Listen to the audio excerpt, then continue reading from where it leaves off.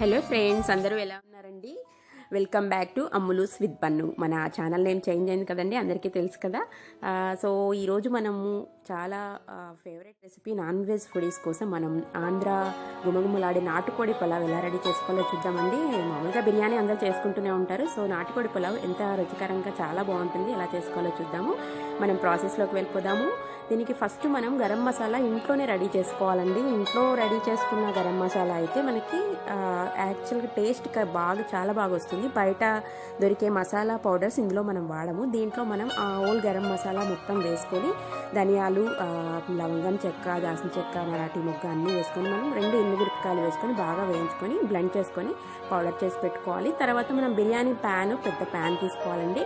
దీంట్లో వైడ్గా అంటే మనం వెడల్పు ప్యాన్ తీసుకుంటే బిర్యానీ చాలా బాగా వస్తుంది అనమాట.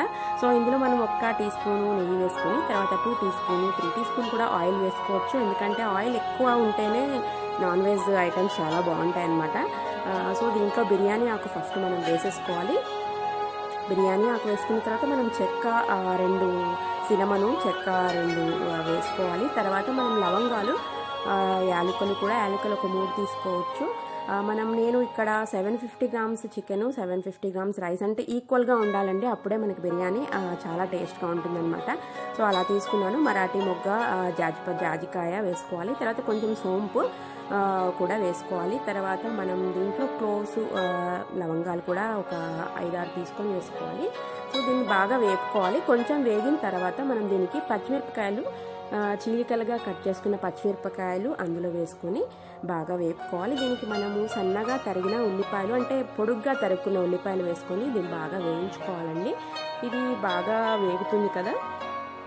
ఇది వేగుతున్నప్పుడే మనం దీంట్లో పసుపు, ఉప్పు, కారాలన్నీ స్పైసెస్ అన్నీ మిక్స్ చేసుకోవాలి.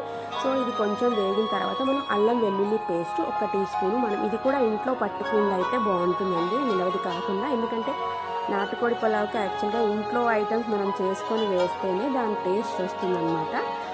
సో ఇది బాగా పచ్చివాసన పోయేంతకు వేసుకున్న తర్వాత మనం కొంచెం సాల్ట్ దీనికి యాడ్ చేసుకోవాలి. సాల్ట్ మనం ఆల్రెడీ చికెన్కి మ్యారినేట్ చేసి పెడతాం కాబట్టి చూసుకొని వేసుకోండి. తర్వాత పసుపు, ఒక 1/2 టీ స్పూన్ పసుపు వేసుకోవాలి. తర్వాత దీన్ని బాగా వేపుకుంటే ఉల్లిపాయలు మనకి బాగా మగ్గుతాయి. సో దాంట్లో 1 టమాటో చిన్న ముక్కలుగా కట్ చేసుకొని ఒక 5 మినిట్స్ దీన్ని బాగా మగ్గించండి. మూత పెడితే తొందరగా మగ్గిపోతుంది. సో అందులో మనము 1 కప్పు పుదీనా, 1 కప్పు కొత్తిమీర, ఇవి ఎంత ఎక్కువ వేస్తే అంత టేస్ట్ వస్తుంది, గుర్తుపెట్టుకోండి. సో ఇది బాగా వేపుకున్న తర్వాత మనం ఇది చాలా దగ్గర పడి గ్రేవీలో అయిపోతుంది అనమాట. సో చూసారా, గ్రేవీలో అయిపోయింది కదా. ఈ గ్రేవీలో మనం మ్యారినేట్ చేసుకున్న పెట్టుకున్న చికెన్ కూడా కలుపుకోవాలి. అంతకంటే ముందు 1 కప్పు పెరుగు, బాగా గిలకొట్టుకున్న పెరుగు తీసుకొని లో ఫ్లేమ్లో మాత్రమే పెట్టండి, హై ఫ్లేమ్లో పెట్టొద్దు. విరిగిపోకుండా రావాలి, విరిగిపోయినట్టు వస్తే బాగోదు టేస్ట్. సో అందుకని మనం లో ఫ్లేమ్లో ఇలా వేయించుకోవాలి. పెరుగును కూడా కలుపుకోవాలి. తర్వాత మనం చికెన్ని, ఇది నాటుకోడి కంట్రీ చికెను, మనం ఉప్పు, కారము, అల్లం వెల్లుల్లి పేస్ట్, సాల్ట్ వేసుకొని మనం ఒక 15 మినిట్స్ దీన్ని మనం మ్యారినేట్ చేసి పెట్టుకోవాలండి. సో అంతా ఈ గ్రేవీలో కలిపేసుకోవాలి. కలిపి బాగా మసాలా అంతా ముక్కలకి పట్టేలాగా బాగా కలుపుకోవాలి. సో మూత పెట్టి మగ్గించండి. ఒక లో ఫ్లేమ్లో మగ్గిస్తే చాలా బాగా ఉడికిపోతుంది 15 మినిట్స్. తర్వాత మనం ఇంట్లో తయారు చేసుకున్న పౌడరు, గరం మసాలా ఇందాక కొట్టుకున్నాం కదా, మనం బ్లెండ్ చేసుకున్నాం. ఆ పౌడరు ఒక 2 టీ స్పూన్స్ వేసుకొని బాగా కలుపుకోండి. ఇంకా ఇది వేస్తే మనం వేరే మసాలా పౌడర్స్ ఇంకేం వేయ అవసరం లేదండి. చాలా టేస్ట్ అంటే పల్లెటూరులో ఎలాగైతే చేస్తామో అలా వస్తుంది. సో దీనికి బియ్యం కూడా 750, నేను బాస్మతి తీసుకోలేదండి. బాస్మతి అవసరం లేదు దీనికి, మనకి మామూలు బియ్యమే మనం తీసుకోవచ్చు. మనం డైలీ వాడే రైసే, అదే బాగుంటుంది యాక్చువల్గా పులావ్కి. బిర్యానీ బాస్మతి ఆ టేస్ట్ వేరే ఉంటుంది.